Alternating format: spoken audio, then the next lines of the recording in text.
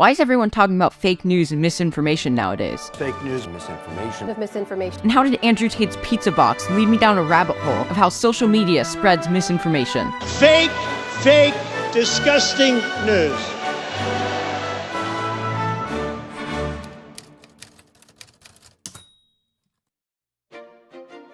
Now, the story all starts with Andrew Tate's pizza box.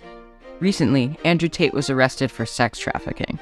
And according to a tweet, Romanian authorities needed proof that Andrew Tate was in the country, so they used his social media posts, and specifically a pizza box that was a Romanian pizza chain, to confirm that he was in the country. Now, this story and this tweet spread like wildfire. Everyone thought that it was hilarious that this pizza box helped in his arrest. But the thing about the story is that it wasn't true. This pizza box did not assist authorities in helping Andrew Tate get arrested.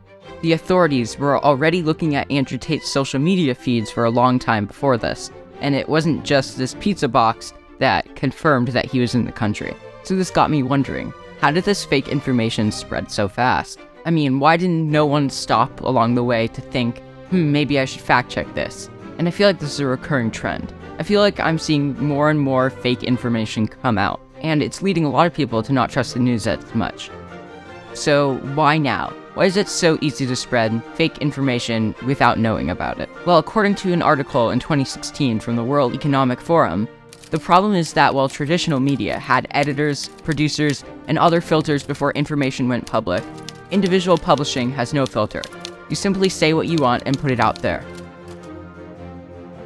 The result is that everyone can produce or find information consistent with their own belief system. An environment full of unchecked information maximizes the tendency to select content by confirmation bias. This leads people to be trapped in their own little filter bubble of information and knowledge, and leads to a snowball effect. And it's so easy to do because this is exactly what social media algorithms get us to do. Social media and other types of algorithms are taking over our life more and more as we use social media more and more. Social media incentivizes people to quickly look through things and share and repost and like without really thinking. This causes people's opinions to get more and more unchecked and more radical. One example of this is TikTok's algorithm. According to a Wall Street Journal video about TikTok's algorithm, where they had a ton of bots with different interests scroll through TikTok. Bots with general interests in things got more and more extreme.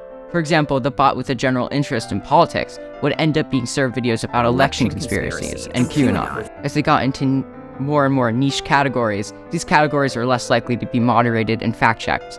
Now more than ever, people are reacting to posts based on their beliefs, regardless on where those posts originated from. And I know this is true with me. When I saw that Andrew Tate got arrested by a pizza box, I thought it was hilarious. I already knew the allegations against Andrew Tate, and I didn't really like him very much.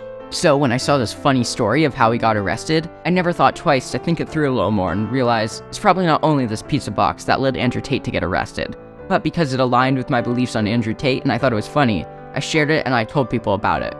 Now I love being able to scroll on TikTok and see things I'm interested in, or go on YouTube and find videos that align with the things I want to watch. So it's hard to say, we just need to get rid of these algorithms altogether. So how do we stop misinformation from being spread? You might think that we could combat this by spreading better information. Well, this isn't true.